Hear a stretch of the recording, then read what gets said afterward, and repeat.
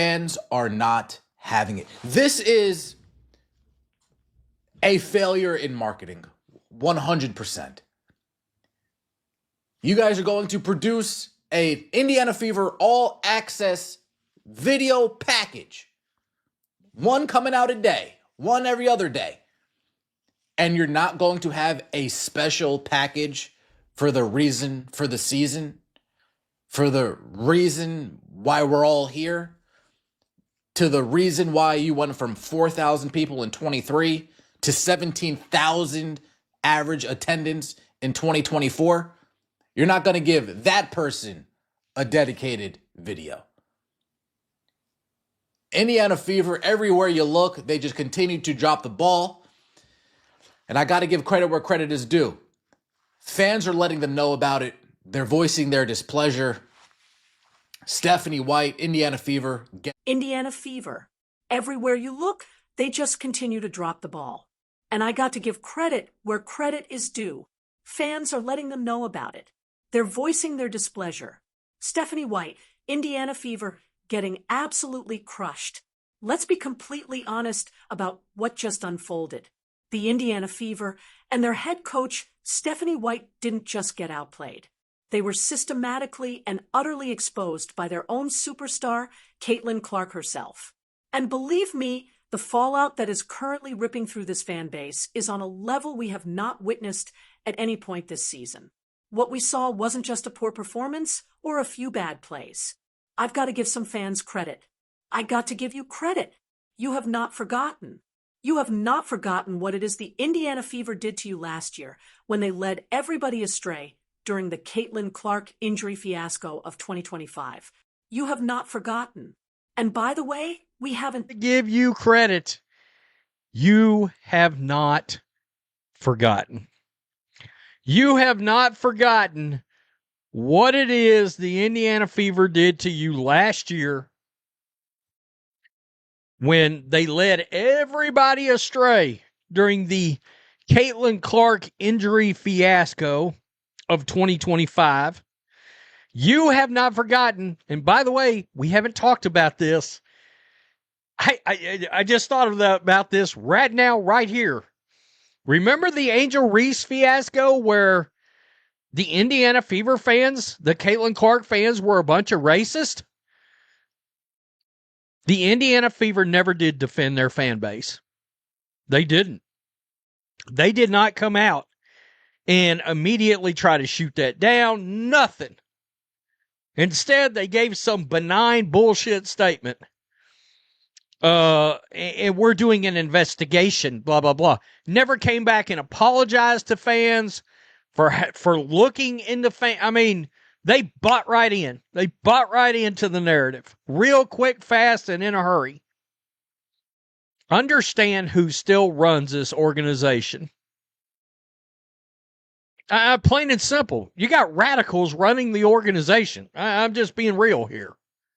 You got people ate up, thick with agenda, running this organization. And you got the Indiana Fever on social media still doubling down on Stephanie White being the savior of the franchise. The savior of the franchise wears 22. You dimwits don't know it. I mean, what? But people have not forgotten. Talked about this. I just thought about this right now. Right here.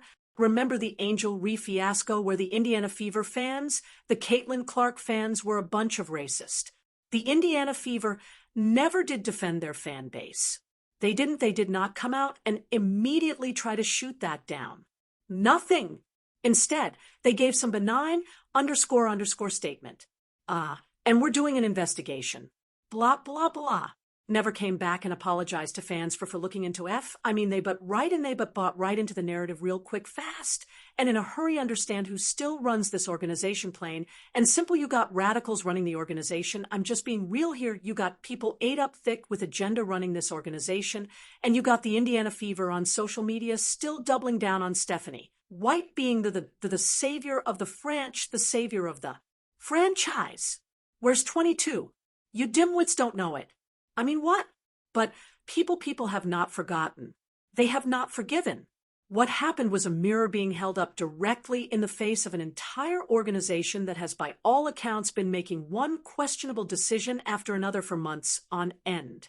And last night, every single one of those flawed decisions, every strategic misstep came crashing down all at once for the whole country to see. You have to understand, the critics have been circling this coaching staff and this front office for a long time.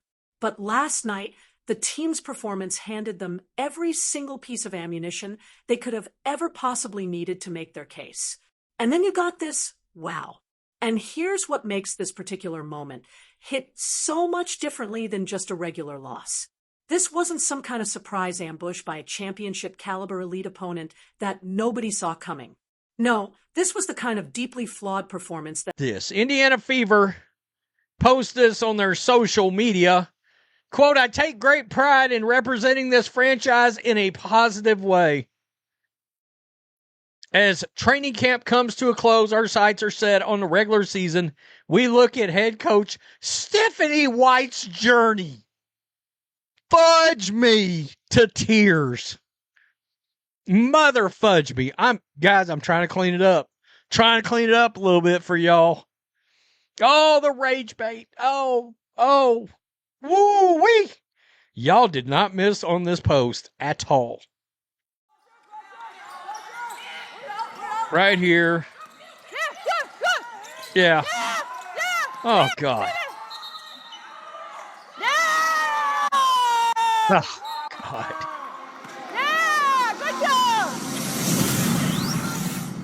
All right, we're stopping it right there. I can't do any more. The screams you hear are the screams of the former Vanderbilt program she lit on fire.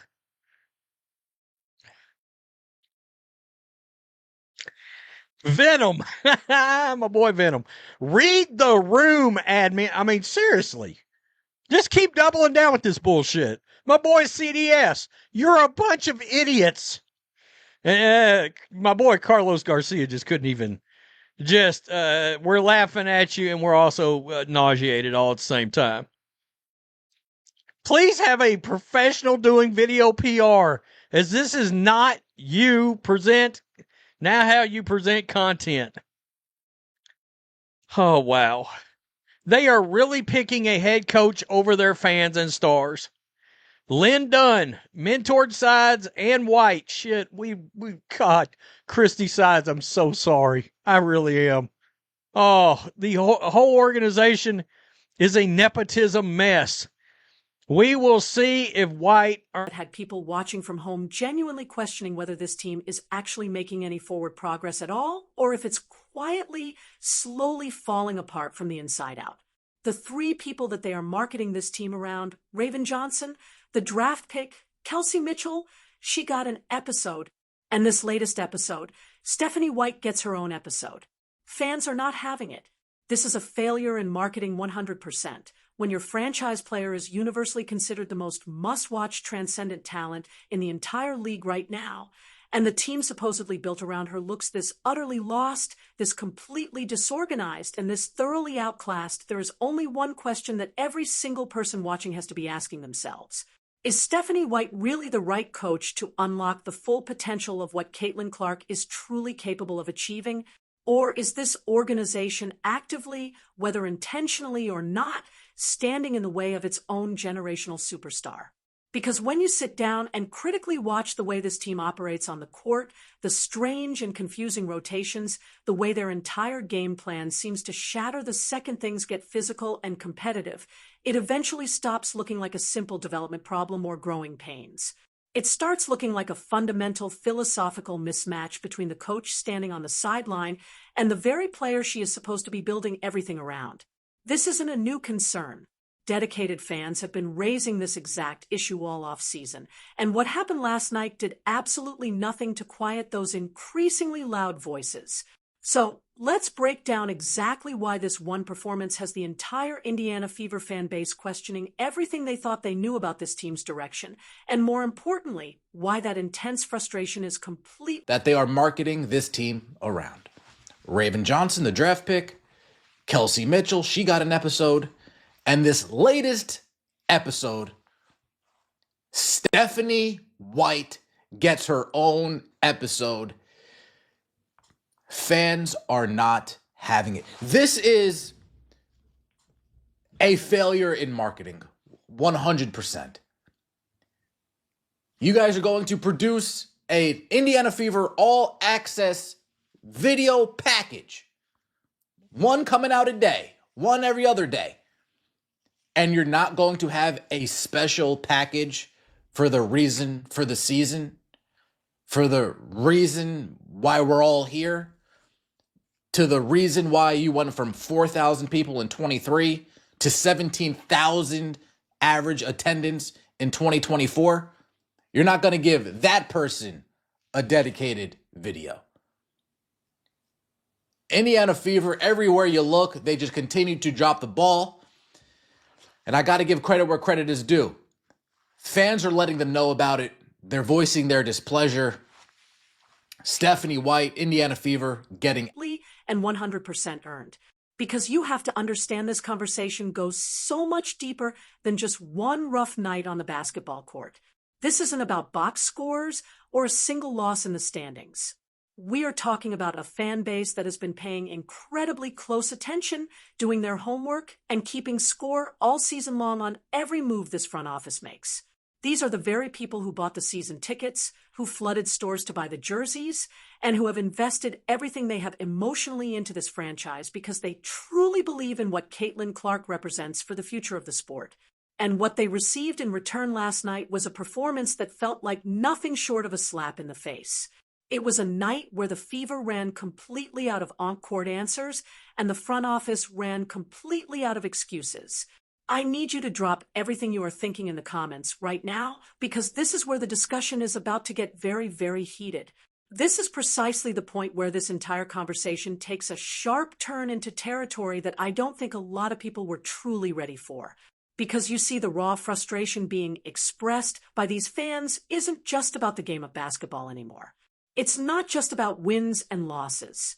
It's not just about rebounding numbers. And it's not just about confusing rotation decisions. No, this issue cuts into territory that is way, way deeper than anything you can see happening on the hardwood floor. The hard truth is that the Indiana Fever organization has a massive trust problem with its own fan base. And that problem didn't just magically appear last night. And it certainly didn't start at the beginning of this season. It started a while ago when this organization was presented with multiple golden opportunities to stand up and stand firmly behind the very people who show up every single night, who pack those arenas to the rafters, and who make this franchise worth anything in the first place. And instead of loyalty, they chose silence. They chose a weak neutrality. They chose the path of least resistance at the exact moment when their supporters demanded and deserved something much louder and much clearer. The emotional wounds that this fan base is carrying right now were not all inflicted by on-court losses. Some of the deepest ones were created by the people running this organization choosing to look the other way when standing up for their fans was the only acceptable option on the table. And you know what? I've got to give these fans all the credit in the world for their passion and their commitment. They've been through a lot, and they've seen this pattern of behavior from the organization before. To see them still showing up, still being this vocal, and still demanding better is a testament to how much they genuinely care about this team and the superstar who is trying to lead it. Their frustration comes from a place of deep investment. And that raises a question that every single person watching this needs to really sit with for a moment and consider. What does it actually say about a professional sports organization when the fans who invest the most of their time and money, who care the deepest about the team's success, and who show up the hardest every single night are consistently the very last people this front office seems to consider when making crucial decisions? Why does it consistently feel like the Indiana Fever organization operates with a completely different and sometimes conflicting set of priorities than the very fan base that funds its entire existence? And here's perhaps the most uncomfortable question of all, the one nobody wants to ask out loud. If the people running this franchise have repeatedly demonstrated that they will not defend their own supporters, that they will not push back against false narratives that paint their most loyal customers in the worst possible light, then what exactly is the real relationship between this organization and the people who are filling those seats every single night? The answer: it seems, is one that this front office is clearly not ready to confront publicly. But it's an answer that the fan base has already arrived at all on its own. You see, trust is not rebuilt through polished press releases and carefully worded non-committal statements from a PR department. That's not how it works. Trust is rebuilt through concrete action. It's rebuilt through genuine accountability. And it's rebuilt through those critical moments where an organization has the courage to look its supporters directly in the eye and say unequivocally that it stands with them no matter what. The Indiana Fever have had plenty of those moments, those opportunities to prove their loyalty, and they have consistently chosen to walk a different path. And now, right now, they are sitting with the unavoidable consequences of that repeated pattern of behavior. They are facing a fan base that remembers everything, forgives absolutely nothing, and is now watching every single move this organization makes with the kind of intense scrutiny that only comes when people feel genuinely and repeatedly let down by something they once believed in with their whole hearts. And then, just when you thought things couldn't possibly get worse, the Indiana Fever organization did something that almost defies belief. At a moment when their entire fan base was already furious, already incredibly vocal on social media, and already watching every single move this front office makes with maximum scrutiny, the people in charge of the organization's social media accounts decided that the right strategic play was to post glowing, celebratory content all about their head coach, Stephanie White. It wasn't an acknowledgement of the very real concerns that were flooding their timelines. It wasn't a message to the fan base showing even a hint of self-awareness about the current situation.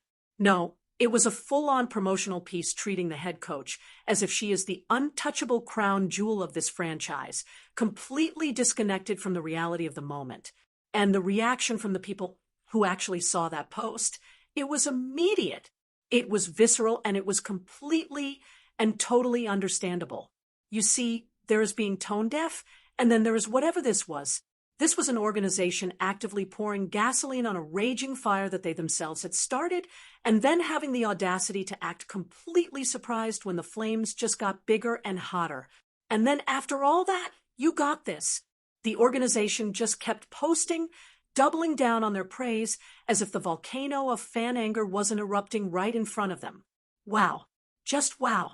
And that forces every single person watching this unfold to ask a very, very uncomfortable question that cuts right to the heart of the matter. Does this front office actually have any clue at all how bad things have truly gotten between them and their own fan base right now? Seriously, is there anyone, a single person inside that building whose job it is to simply read the room, to gauge the temperature of the supporters, and to have the common sense to say, hey, maybe, just maybe, this is not the right moment for this particular kind of content? Because when your supporters are already pushed to their absolute breaking point, and you respond by aggressively doubling down on the exact thing that is making them so furious in the first place, it stops looking like an innocent mistake or a simple oversight. It starts looking like a deliberate and conscious choice. So the real question that emerges from all this mess is, who exactly is this organization making these decisions for? Who is the intended audience for this content? Because it is crystal clear that it is not for the people who are buying the tickets, paying for the merchandise, and streaming every single game with unwavering loyalty. The answer that the comment sections and overwhelming fan reactions are pointing toward is one that paints a deeply troubling picture of how this organization actually operates internally. When a front office consistently prioritizes its own preferred narrative over the legitimate, widespread grievances of its fan base, it reveals something absolutely fundamental about where the real loyalties inside the building actually lie. Organizations that are truly connected to their supporters can feel the pulse of the room before they hit the post button. They understand that trust, especially once it has been broken repeatedly, does not get repaired with flashy promotional content and carefully curated corporate messaging. No, it gets repaired through humility. It gets repaired through accountability. And most importantly, it gets repaired through decisions that finally show the fans that their voices are actually being heard and respected. Right now, the Indiana Fever are doing the exact opposite of that, and their fan base has absolutely unequivocally had enough.